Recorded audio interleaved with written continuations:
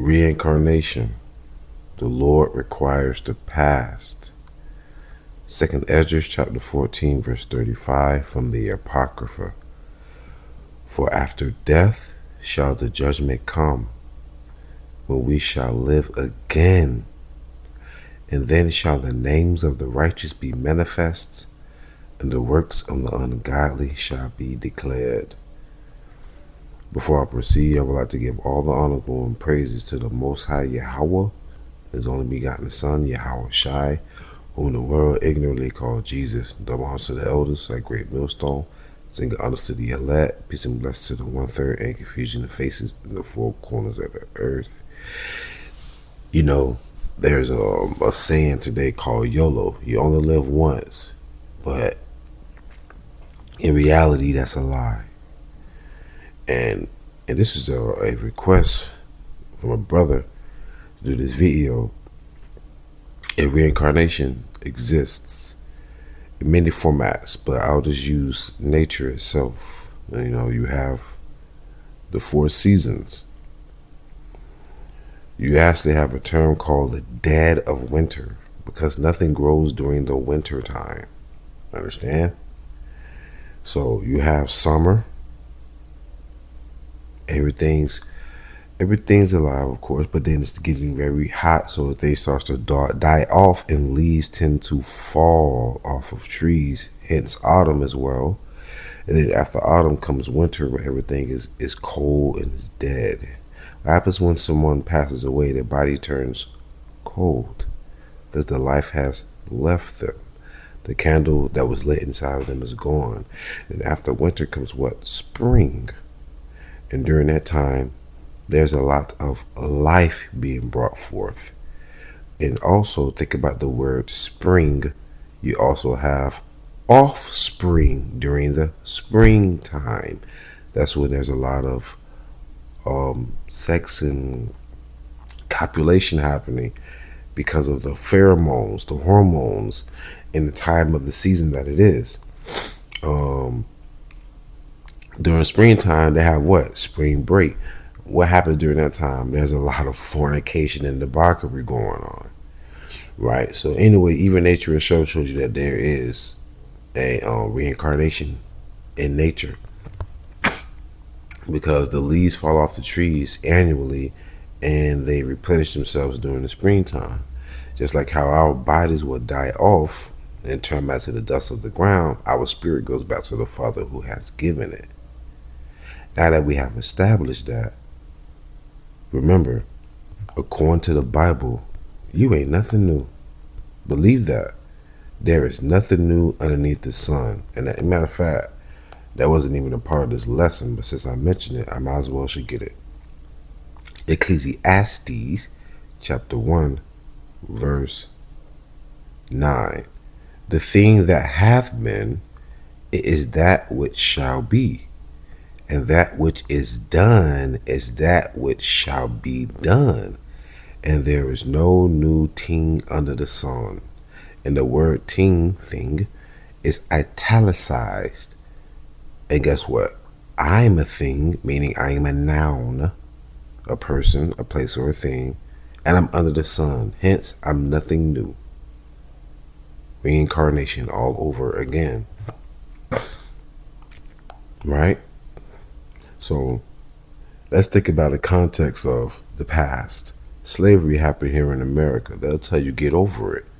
Thus saith the Lord. That's absolutely different. You're a modern day Christian. You're supposed to believe in the words of the Bible, right? So they'll always tell you, oh, don't worry about the past. Forget the past. You know, God said to forget. Yes, the Lord said to forgive your enemies.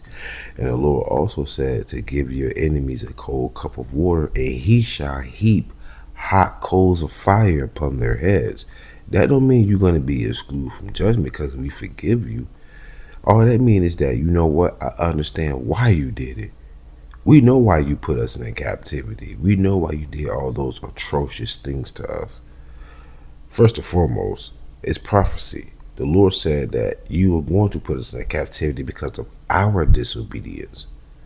But number 2, The Lord said in Proverbs 16:4, I created all things for the day of evil, yea, even the wicked for the day of evil. So Ecclesiastes chapter 3 verse 15, that which hath been is now, and that which is to be hath already been. And God requireth that which is past. The Lord requireth that which is past. Let that sink in. So if the Lord requireth that which is past, why y'all tell us to forget about slavery? I don't hear none of y'all talking about forgetting about the Civil War, the Civil Rights War, right? I don't hear the Revolutionary War. Y'all talk about that. Y'all still have certain statues up of your murderers that you praise, exalt, right? You still celebrate the 4th of July. That goes back to 1776. That's centuries years old. You won't get over that. But then you'll create critical race theory and try to erase our history because it's a major stain and wound on the image of America, on how America came about and how it was built. Right?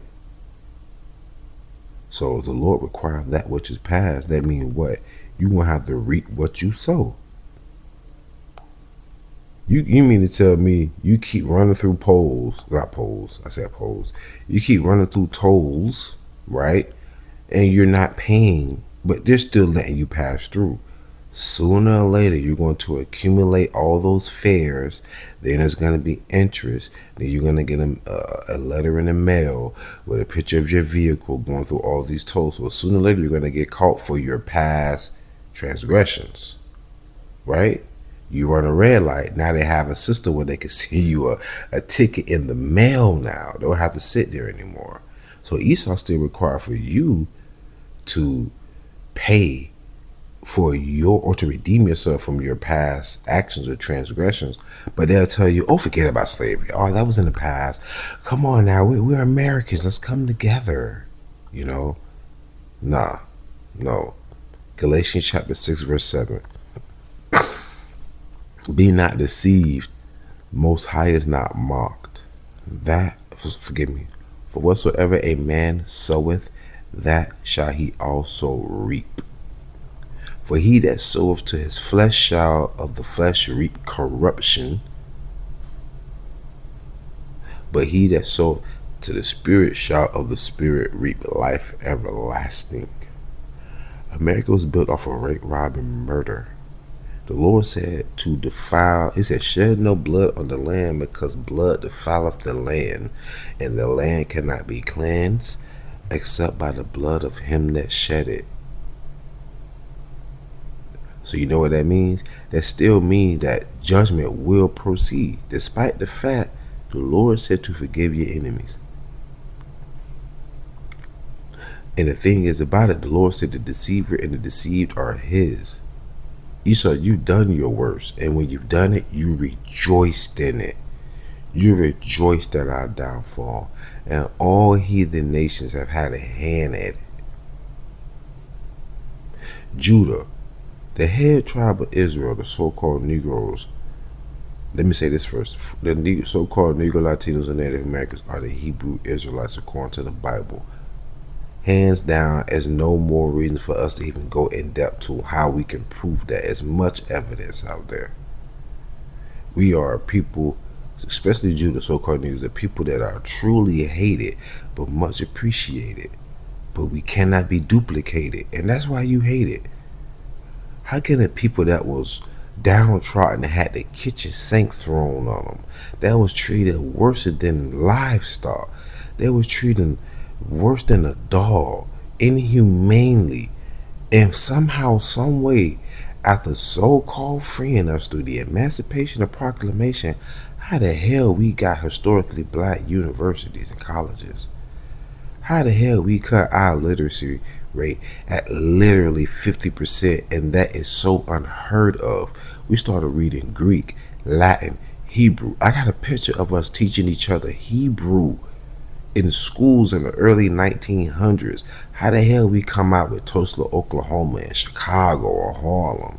We had millionaires, we had banks, we had insurance policies and agencies, we had doctors, we had teachers, we had all of that. And the first time America ever dropped a bomb on its own soil domestically is when they dropped a bomb on us and massacred us, because we came out of slavery and we was thriving. We had the numbers game running. That's how you got the lottery today. They never tell you, man, how great we are, who we are. Why, if we're such weak, stupid, low IQ, lazy, gang banging, promiscuous people, and we're just like the dregs of the barrel, why do you constantly have to oppress the people that's so weak and so downtrodden? Shouldn't you try to help them? There's an underlying issue here, but that's besides the point. It all goes back to prophecy. You did your part. Rejoice and be glad, O daughter of Edom. But remember this though, the Lord still required that which is past. Lamentation chapter 5 verse 7. Our fathers have sinned. Listen here. Our fathers have sinned and are not, meaning they're not here anymore. And we have borne their iniquities. We have borne their iniquities. Now there's also a passage in the scriptures where there was a man who was blind, if I'm not mistaken.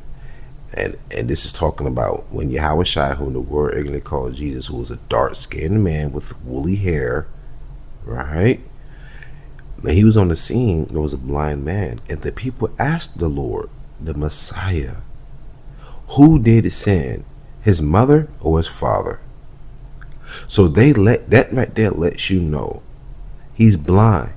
So who sinned in the past? Was it his mother or his father? Because remember, it says our Lamentations 5 and 7, our fathers have sinned and are not, and we have borne their iniquities, meaning that you are your forefathers reincarnated. Because in, I think it's Ezekiel, the 18th chapter, it says the father shall not die for the sins of the son. Right? Because you're supposed to be reincarnated every three to fourth generation. That's the truth. Exodus 34:7 says the Lord shall show, he shall show mercy unto thousands, unto the third and fourth generation. Meaning every time you come back, the Lord's going to continue to show mercy upon you. Going back to when Elijah, where he was running from the worship of Baal, he was like, Lord, I'm no greater than my fathers. After he slain the 400 worshippers of Baal, the prophets want no pushover, but that's besides the point. The Lord said, I have redeemed 5,000 men that have not bowed to the image of Baal, meaning that the Lord will always have a remnant throughout all generations, that he will always have sealed and protected through the Spirit to bring forth the judgments to come. And here's my last precept, and I'm going to close out. Isaiah 14:21. Prepare slaughter for his children for the iniquity of their fathers, that they do not rise, nor possess the land, nor fill the face of the world with cities. Once again, the Lord said it, and I'm going to close out again. Isaiah 14:21. Prepare slaughter for his children for the iniquity of their fathers, that they do not rise, nor possess the land, nor fill the face of the world with cities. Sound like reincarnation to me. And the word reincarnation, means back, incarnate means in the flesh.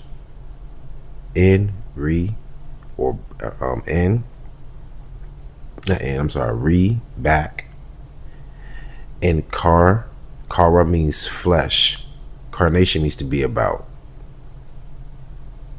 To bring about in the flesh. To bring back into the flesh. Pretty much to be born again. Remember Nicodemus was like, should I climb back into my mother's womb and be born again? Spiritual. But nonetheless, though, with that being said, I truly pray that you was edifying, fed, stay in the spirit, don't fear it, just endure it, ask for forgiveness, pray without ceasing, stay humble, Remain diligent. Kwame Allah. Muflaba Ball. Shalom.